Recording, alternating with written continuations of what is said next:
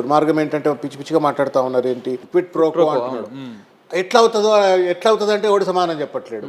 40 కోట్లు ఇచ్చిండ్రు అంటున్నారు. 40 కోట్లు బీఆర్ఎస్కి ఇచ్చినా మళ్ళీ అదే చేతితోటి ఒక చేత్తో బీఆర్ఎస్కి ఇచ్చిండు, ఇంకో చేత్తో బీజేపీకి ఇచ్చిండు, ఇంకో చేత్తో కాంగ్రెస్కి ఇచ్చిండు, వైఎస్ఆర్సీపీకి ఇచ్చిండు, ఇంకా దేశంలో ఏ పార్టీకి ఇచ్చిండో మనం ఎవాల్యుయేట్ చేయాల్సిన అవసరం ఉంది. బట్ మన కళ్ళెదురుగున్న 4 తెలుగు పార్టీలకైతే ఇచ్చిండు ఆయన. ఒకటి. రెండవది, 40 కోట్లు ఎలక్టోరల్ బాండ్స్ రూపంలో బీఆర్ఎస్కి ఇచ్చిండంటే అది ఖర్చే కదా. అవును. మరి ప్రభుత్వం ఏమి ఇచ్చింది ఆయనకు? మళ్ళీ 100 కోట్లు ఖర్చు పెట్టమని చెప్పని ఒక ప్రమోటర్ అయితే ఏమొచ్చింది ఆయనకు? 90 కోట్ల రూపాయలు to run the event, 90 crores rupees ఆ ఎఫ్ఐఓ కట్టినాడు. ఇంకా 50 కోట్లు 20 కోట్లు 30 కోట్లు ఎంతో మళ్ళా ఇన్ఫ్రాస్ట్రక్చర్కో ప్రమోషన్కో దానికి వాడుకున్నాడు. So end the day what happened?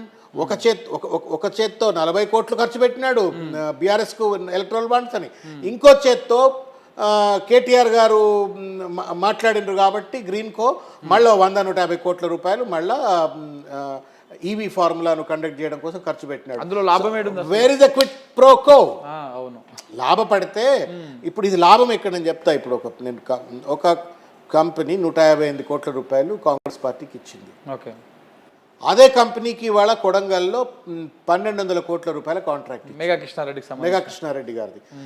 అది ఒకవేళ మీ దృష్టిలో క్విట్ ప్రోకో అంటే ఇది కరెక్ట్ ఫిట్ అవుతుంది. ఎందుకంటే 150 కోట్లు అక్కడ ఇస్తే మీరు 1200 కోట్ల రూపాయలు, 150 కోట్లు చిన్నది, ఇది చాలా పెద్దది. చిన్నదే కదా. 150 crores నీ చేతిలో పెడితే నీకు 1200 కోట్ల రూపాయల కాంట్రాక్ట్ ఇచ్చినా ఇంకా కూడా అది ఓన్లీ 4500-300 కోట్ల చిల్లరకైతే సగానికి మాత్రమే టెండర్లు పిలిచిండ్రు. ఆ సగంలో ఒక ముక్క పొంగులేటి శ్రీనివాసరెడ్డి తీసుకుంటే ఇంకో ముక్క మెగా కృష్ణారెడ్డి గారు తీసుకున్నారు. సో అరే నీ కళ్ళు అక్కడనేమో 40 కోట్లు ఇచ్చి ఇంకో 100 కోట్లు ఖర్చు పెట్టినాడు, ఇక్కడనేమో 150 కోట్లు ఇచ్చి 1200 కోట్ల రూపాయల కాంట్రాక్ట్ కొట్టేసినాడు. ఆయన లబ్ధి పొందినాడు. లబ్ధి పొందడం క్విట్ ప్రోకో అవుతుందా? ఖర్చు మీద ఖర్చు పెట్టడం క్విట్ ప్రోకో అవుతుందా? 100% లబ్ధి పొందడమే అవుతుంది. That's a common sense. Minimum common sense లేకుండా ఒక అర్ధరహితమైనటువంటి ఒక ఆర్గ్యుమెంట్ పట్టుకొచ్చి ఇవాళ చర్చ పెడతా ఉన్నారు.